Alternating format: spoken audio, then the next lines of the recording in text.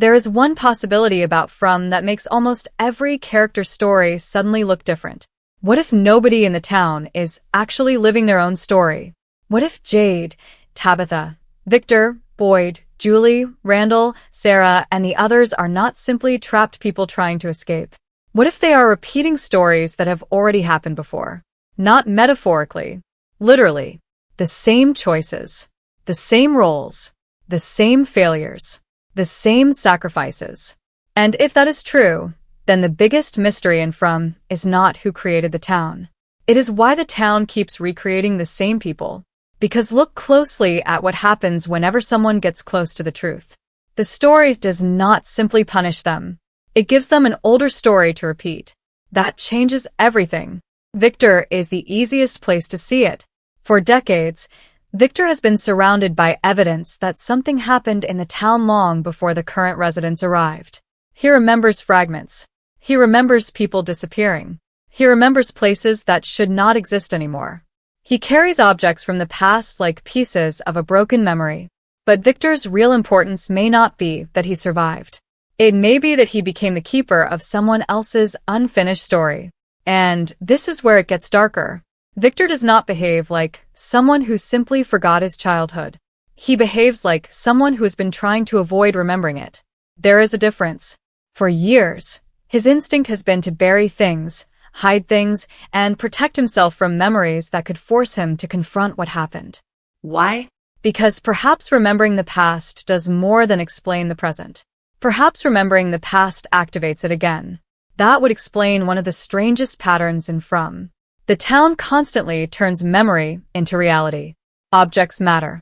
Songs matter. Places matter. Stories matter. Names matter. Even clothing can become important. And once you understand that, the characters stop looking like random victims. They start looking like roles. Someone has to remember. Someone has to investigate. Someone has to sacrifice.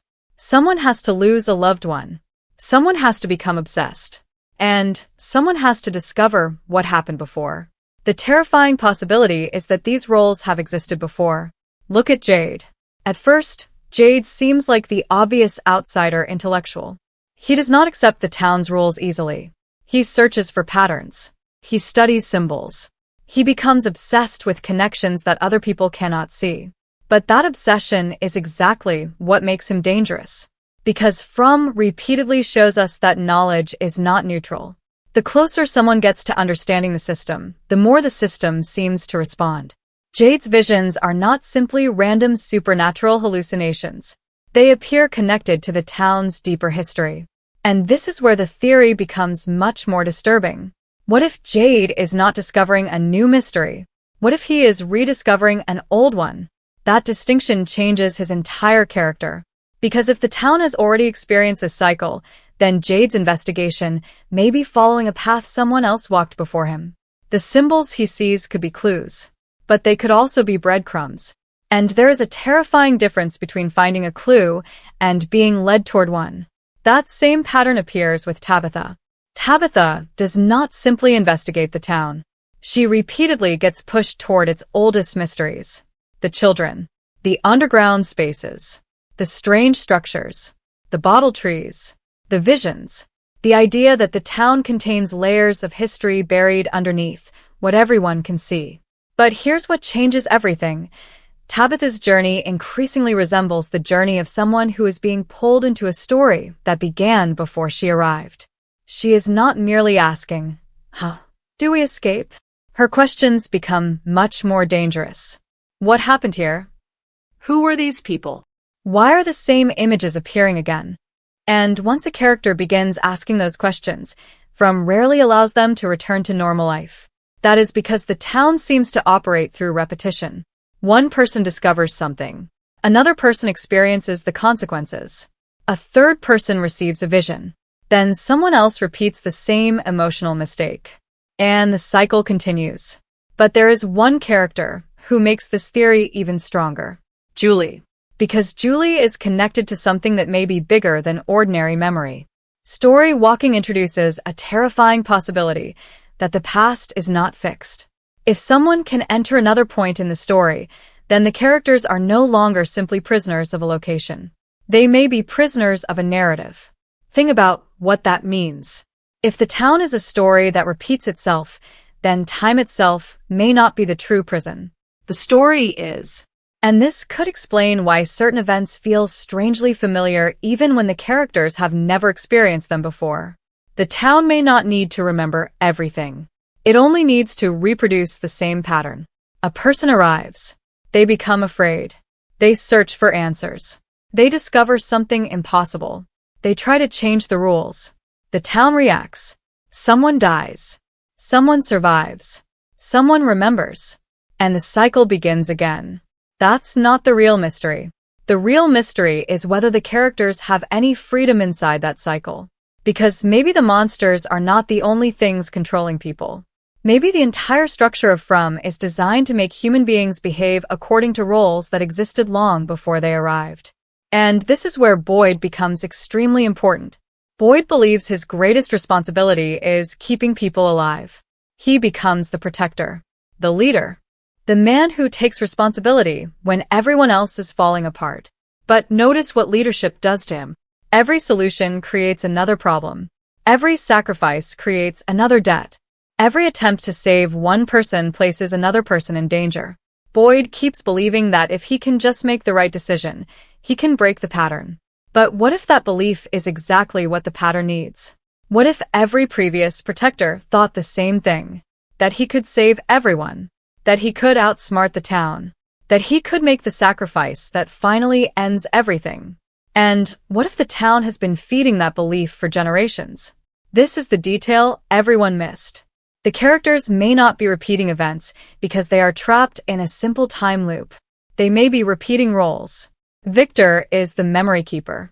Jade is the pattern seeker. Tabitha is the truth seeker. Julie is the connection to the story itself. Boyd is the protector.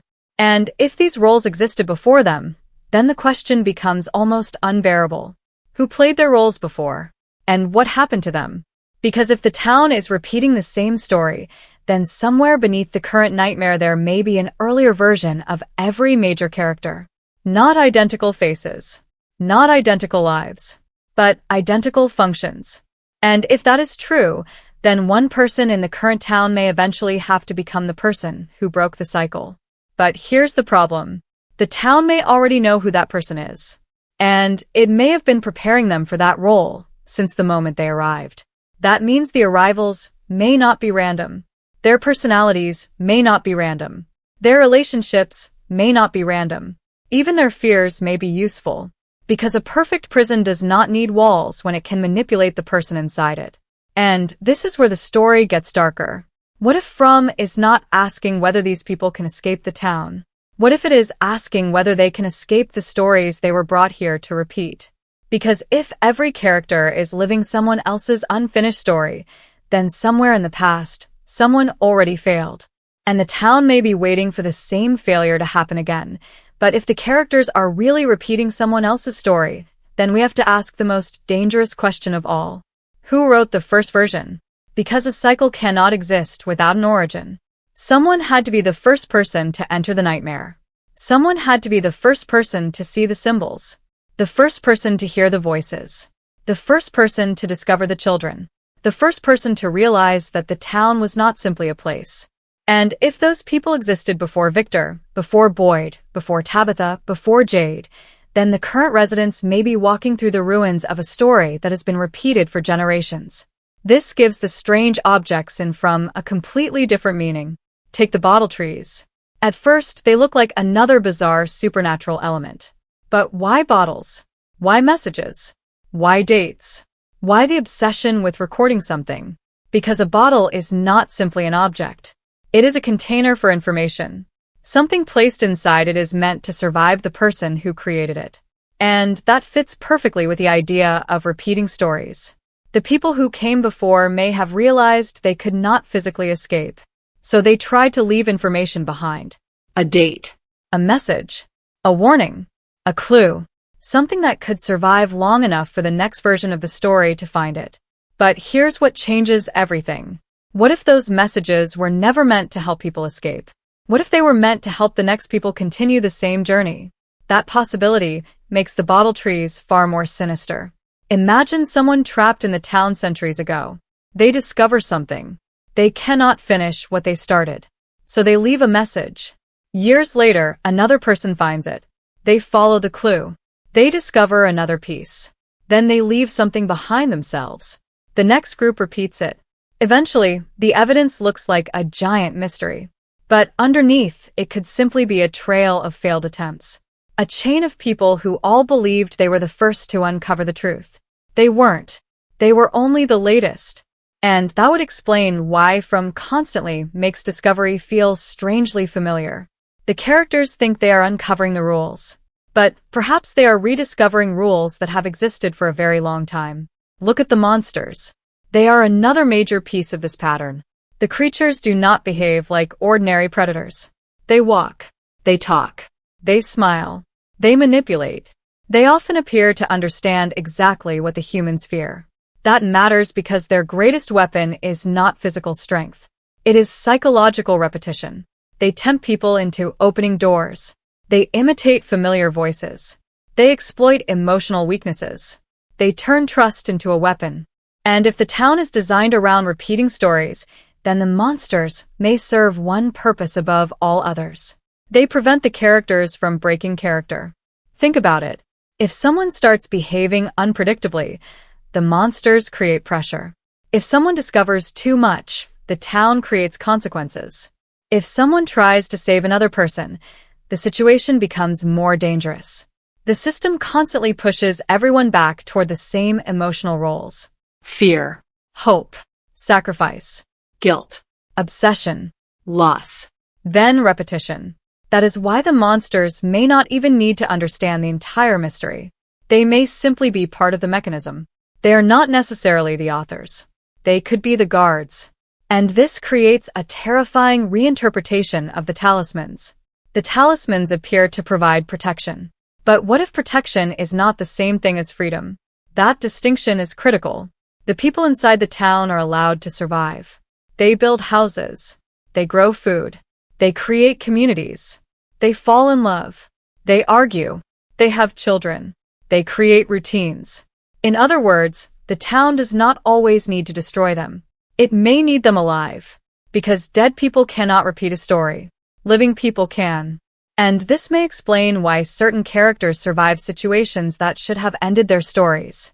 Survival itself may be part of the design. Victor surviving for decades becomes especially disturbing under this interpretation. Maybe Victor was not simply lucky. Maybe he was necessary. Someone had to remember the previous cycle. Someone had to preserve the emotional history. Someone had to remain long enough for the next generation of characters to arrive. And Victor may have unknowingly become that person. But there is another character who exposes the weakness in this entire system. Sara. Sara's story is built around voices, instructions, commands, and the terrifying uncertainty of whether those voices are telling the truth. That makes Sara one of the most important characters in the theory. Because if the town can communicate with people through voices, visions, dreams, and symbols, then it does not need direct control. It only needs influence. And influence is much more powerful. A command can be resisted. A suggestion can become your own idea. That's the difference. If the voices tell Sara to do something, she can question the voice. But what happens when the town makes someone believe the decision was their own? Now, the prisoner is helping operate the prison. And this may be the hidden mechanism behind the repeating stories. The town does not force every character to make the same decision. It creates the emotional circumstances that make the same decision feel inevitable. That's much darker. Because it means the cycle does not depend on supernatural mind control. It depends on human nature. The protector will always try to save someone. The grieving person will always want another chance. The curious person will always open the door. The desperate person will always believe the next clue might be the answer. The person carrying guilt will always try to make things right. And the person who remembers will always be afraid of what remembering means. From maybe turning those human instincts into a supernatural machine. And then there is the most important connection. Victor and Julie. Memory and story. Victor carries fragments of the past. Julie can interact with the structure of the story itself. Those two concepts may be connected, because perhaps remembering the past and changing the past are not separate abilities. Perhaps they are two stages of the same process. First, you remember. Then you understand. Then you try to change it. And that may be exactly where the danger begins. Because the moment someone attempts to change the story, the town has to respond. This could explain why the consequences become more extreme whenever characters start making discoveries. The town is not simply reacting to their actions. It may be correcting deviations. Think about the strange timing of events. People discover something. Then another crisis appears. Someone gets a vision. Then someone else becomes threatened. A character learns something about the past. Then the present becomes unstable. It feels chaotic. But perhaps it is not chaos. Perhaps it is maintenance. The system is constantly correcting itself. And if that is true, then the biggest enemy is not the monsters. It is deviation. The town can tolerate people asking questions. It can tolerate people building theories. It can even tolerate people discovering pieces of the truth. What it cannot tolerate is someone refusing to play the role assigned to them. That may be why certain characters become so important. They're not dangerous because they know everything. They're dangerous because they might make a choice nobody before them made. And this brings us back to Boyd. Boyd's entire identity is built around saving people. But what happens if saving everyone is impossible? What happens if the previous protectors all reach the same point? They tried harder. They sacrificed more. They became more desperate. And eventually they broke. If Boyd is repeating that story, then his greatest strength could also be his greatest weakness. His refusal to abandon people may be exactly what keeps the cycle alive. And that creates a brutal possibility. Maybe the town does not need to defeat Boyd. Maybe it only needs to make him choose. Again, and again, and again, until his story reaches the same ending as the person who played his role before him.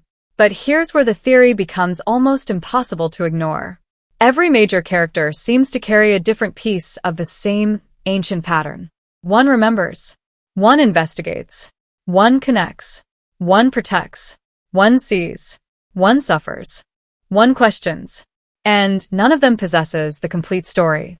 Maybe that is intentional. Because if one person knew everything, the cycle could end. So the truth is distributed across different people. The town keeps everyone incomplete. And that means the only way to defeat it may be for the characters to stop acting as separate protagonists. They would have to realize they are fragments of one story. Victor's memories. Jade's symbols. Tabitha's discoveries. Julie's connection to time. Boyd's leadership. Sara's voices. All of them may be pieces of the same puzzle. And this is the detail everyone missed. The town may not be trying to hide the story. It may be trying to keep the characters from realizing that they are the story. Because once they understand that, the question changes. It is no longer, how do we escape? It becomes, how do we stop repeating what the people before us already did? And if they cannot answer that question, then their future may already have happened. And this is where everything we have seen becomes much more disturbing.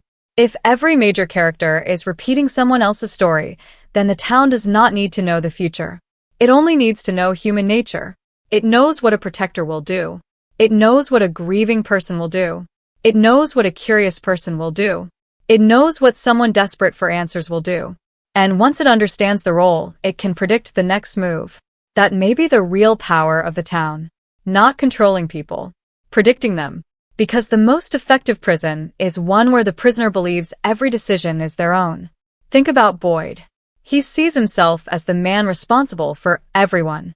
So when someone is in danger, he moves toward the danger.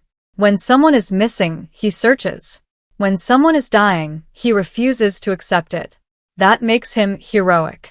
But in From, heroism always has a price. Every time Boyd tries to save someone, the town seems to create another impossible choice. Save one person. Risk another. Tell the truth. Cause panic. Keep hope alive. Hide the truth. There is no perfect decision. And that may be intentional. Because if the role of the protector has existed before, then the town already knows how to break him. It does not have to kill him. It only has to give him more people to save than he can possibly save. Eventually, the protector becomes trapped inside his own identity. And that is the moment the role becomes a prison. Now look at Victor. His role is completely different. Victor remembers, but his memories are fragmented. He carries objects. He hides information. He draws. He sometimes refuses to explain what he knows. For a long time, this can look like fear. But maybe it is something more complicated. Maybe Victor has learned, through decades of experience, that knowing too much is dangerous. Maybe he has seen what happens when someone tries to understand the pattern too quickly. And perhaps that is why he behaves differently from the others. He is not trying to solve the town. He is trying to survive the story. That is a huge difference. Victor may understand something the others do not. You cannot simply fight a repeating story. You have to break it. And breaking it requires doing something that nobody in the previous versions of the story did. That brings us to Julie. Because Julie may represent the most dangerous possibility of all. If story walking means the boundaries between past, present, and future are not absolute, then the town story is no longer linear. Events can echo. Choices can repeat. Information can travel between different points. And suddenly, the idea of characters repeating someone else's story becomes more than symbolism. The characters could literally be inheriting unfinished choices. Imagine that someone in the past reached a critical moment. They had two choices. They chose one. That choice created the nightmare that followed. Now, generations later, another person reaches a similar moment. The same emotional circumstances appear. The same temptation. The same fear. The same impossible choice. But this time, the outcome could be different. That may be the purpose of the entire cycle. Not simply to trap people forever, but to keep recreating the same decision until somebody finally makes the opposite choice. And if that is the purpose, then the town is not merely a prison. It is a test. A horrifying one, but a test. And that changes the meaning of the monsters. Maybe the monsters are not the final enemy. Maybe they are the pressure that forces the characters toward the decision. They create fear. They create urgency. They create loss. They force people to reveal who they really are. Because when people are comfortable, patterns are difficult to see. When people are terrified, they repeat themselves. And from maybe deliberately exploiting that, the monsters come at night. The humans hide. Morning comes. Everyone tries to rebuild. Then another threat appears. Hope, fear, loss, Recovery. repeat. The cycle becomes psychological before it becomes supernatural. And that could explain why the town feels strangely alive. The roads do not simply lead nowhere. The environment itself seems to respond to the people inside it. The forest hides things. The caves contain things. The storms appear at critical moments. The voices know things they should not know. The place behaves less like a location and more like a system designed around human behavior. But there is an even bigger implication. If the characters are repeating roles from previous cycles, then someone may already know this. Someone may understand that the current residents are not the first. And if someone knows that, then their actions suddenly become suspicious. Because imagine living inside from while knowing the cycle exists. You would not necessarily try to tell everyone. You might be afraid that revealing the truth too early would cause the same events to happen again. You might manipulate people. Hide information. Give them clues slowly. You might even appear confused when you actually know exactly what is happening. And that possibility forces us to reconsider characters who seem strange, secretive, or impossible to understand. Because perhaps some characters are not confused. Perhaps they are remembering. And this is where the theory connects back to the oldest mystery. The children. Why are they so important? Why do they appear to certain characters? Why are they connected to the deeper layers of the town? Why does their existence feel like something from an older story rather than a normal supernatural event? Maybe because they're not simply victims. Maybe they are remnants of the original story. Pieces that survived. Warnings that survived. Memories that survived. And if that is true, then their presence could represent the past trying to communicate with the present. Not through explanations. Through images. Through visions. Through emotion. Through repetition, the town may not be saying, "Here is what happened." It may be saying, "Here is what happened before." And the difference matters. Because a warning only matters if you can choose differently. That could be the entire point of the story. The characters are being shown fragments of previous failures. They are being pushed toward the same decisions. And the question is whether they will recognize the pattern before reaching the same ending. But there is one final problem. What if they already have? What if some of the characters are beginning to realize that their actions feel strangely familiar? What if the visions are not random? What if déjà vu is not psychological? What if it is memory without context? A memory from a story they never personally lived. That would explain why some experiences in From feel less like discoveries and more like recognition. The characters see something impossible, and somehow it feels familiar. That may be because they are not seeing the future. They are remembering the pattern. And if so, then the town's greatest weapon is not fear. It is forgetting. Every cycle begins with people who do not know what happened before. Every cycle becomes stronger because the new arrivals believe they are the first. Every cycle ends with someone discovering fragments. Then those fragments disappear. And the next story begins. Victor may have spent decades preserving pieces of that memory. Jade may be reconstructing the pattern. Tabitha may be connecting the hidden history. Julie may be discovering that the story itself can be crossed. Boyd may be approaching the point where his role becomes impossible to escape. And that means the current group could be different from everyone before them. Not because they are stronger, not because they are chosen, but because they may finally possess enough pieces to see the pattern. And once you see the pattern, you gain something the previous victims may never have had. A choice. That is the one thing a repeating story cannot tolerate. A genuine choice. Not the choice the town expects. Not the choice the character's role demands. The opposite choice. The protector refusing to repeat the sacrifice. The investigator refusing to follow the next clue. The survivor refusing to become defined by the past. The person connected to the story refusing to accept its ending. That could be the only way to break the cycle. And this gives us the most terrifying interpretation of From yet. Maybe escaping the town was never the real objective. Maybe the town is perfectly happy to let people escape physically. Because if they leave without breaking the pattern, the story can continue somewhere else. The location may be replaceable. The people may be replaceable. Even the monsters may be replaceable. But the story remains. And that means the true prison may not be the forest. It may not be the road. It may not be the town. It may be the role each person believes they have to play. That is why the final battle may not be between humans and monsters. It may be between the characters and the versions of themselves that the town expects them to become. Because every character has a moment when they can either repeat the past or destroy it. And if this theory is correct, the ending of From will not be about discovering who built the town. It will be about discovering who has been building the same story over and over again. The answer may not be one monster, one entity, or one mastermind. It may be the cycle itself. A machine powered by fear, memory, guilt, hope, and repetition. And the people trapped inside it are not random. They are replacements. New versions of old roles. New faces carrying ancient stories. Which means there is one final question that changes everything. If Boyd is repeating the story of a previous protector, if Tabitha is following the path of someone who searched for the children before, if Jade is rediscovering a mystery that has already destroyed someone, if Victor is the survivor of an earlier chapter, then whose story is the next person going to repeat? And more importantly, what happens when one of them finally refuses to play their part?